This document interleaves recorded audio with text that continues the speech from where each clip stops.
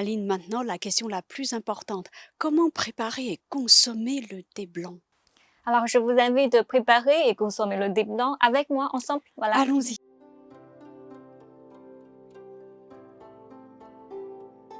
Parmi ces feuilles argentées, celle-ci est l'aiguille argentée de 2014, déjà 6 ans de vieillissement.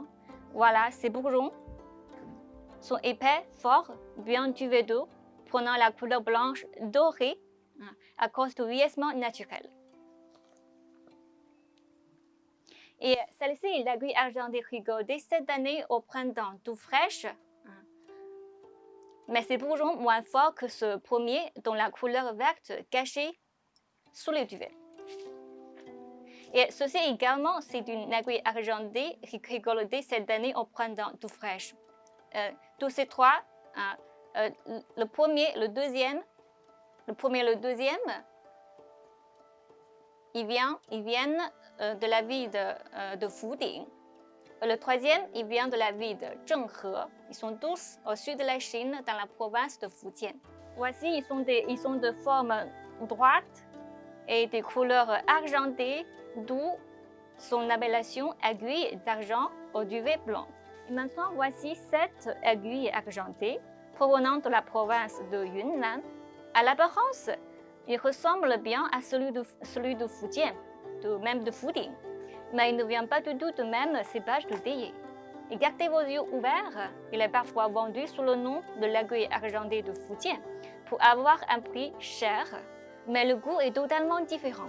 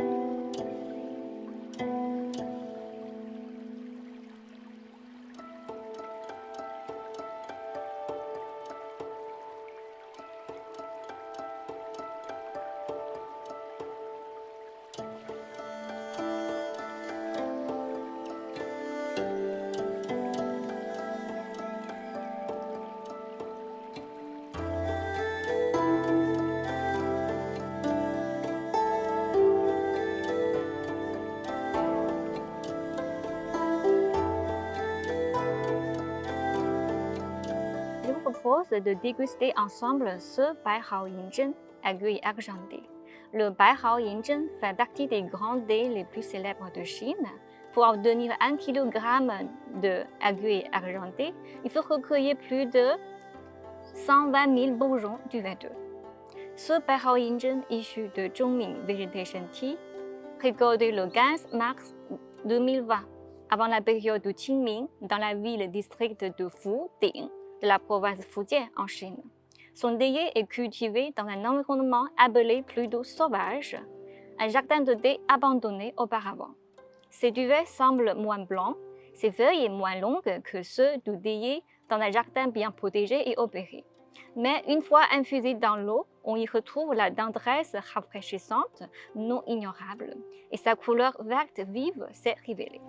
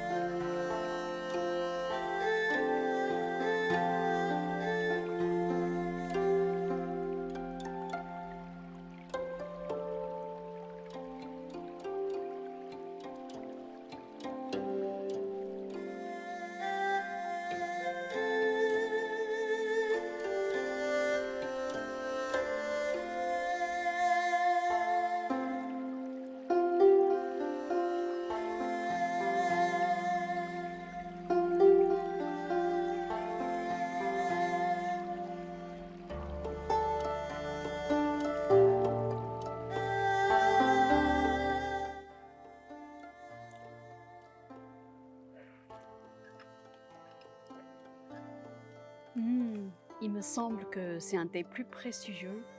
Son arôme est léger et très agréable. Je vois que là, c'est une infusion, on va dire cristalline, très claire. Et puis là, il fait 36 degrés. J'ai pris une gorgée. Alors, c'est un thé chaud, mais ça me rafraîchit. Donc, c'est un thé rafraîchissant, mais surtout désaltérant.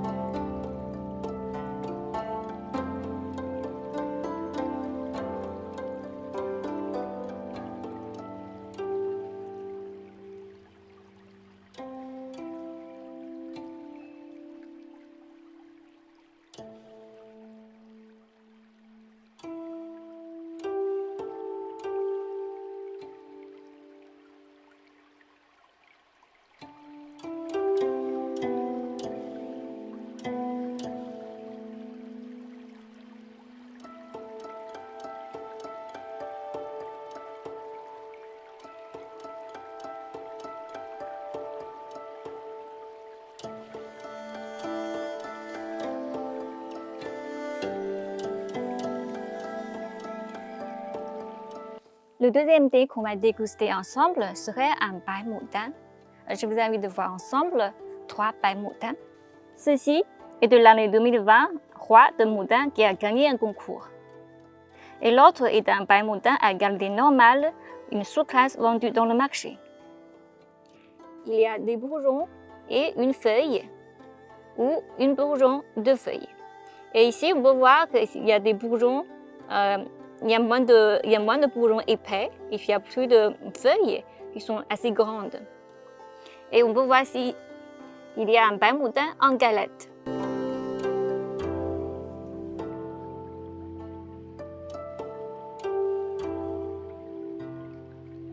Étant souvent considéré comme une sous-classe de Bai Hao Yin Zhen, on récolte généralement le bourgeon terminal du V2 avec 1 ou 2 grandes feuilles pour Bai Mudan.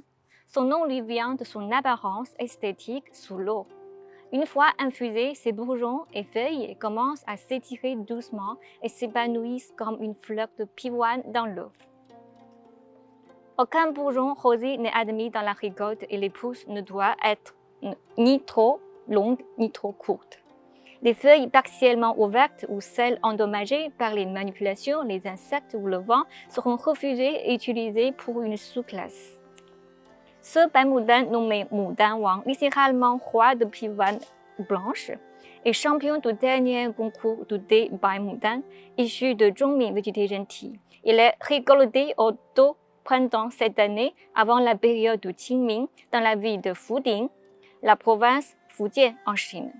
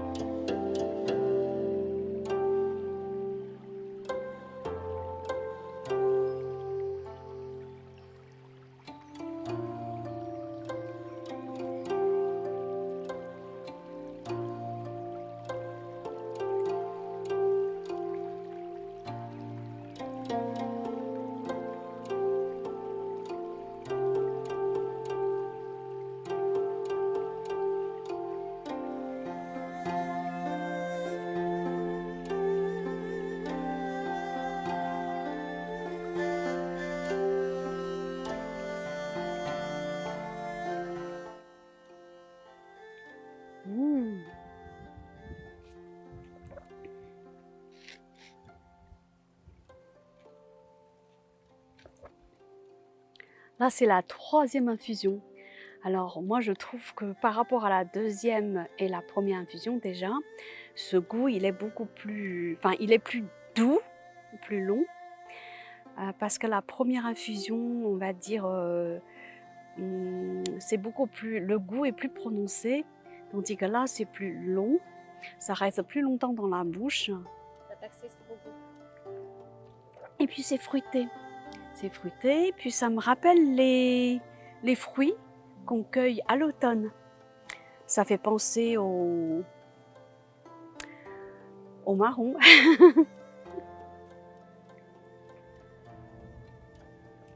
Et puis c'est très désaltérant. J'aimerais bien prendre ce thé, par exemple, en fin de journée pour me reposer.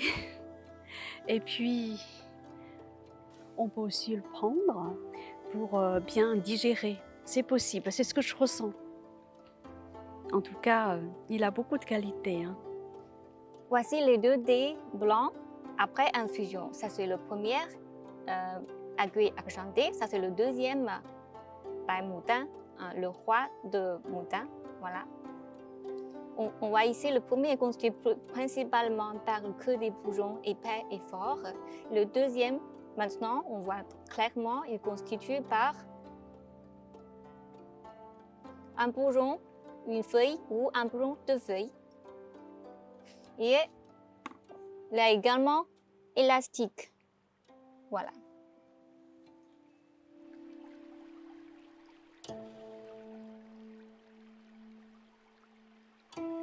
Si on les séchait pendant plusieurs jours, on trouve les différents résultats.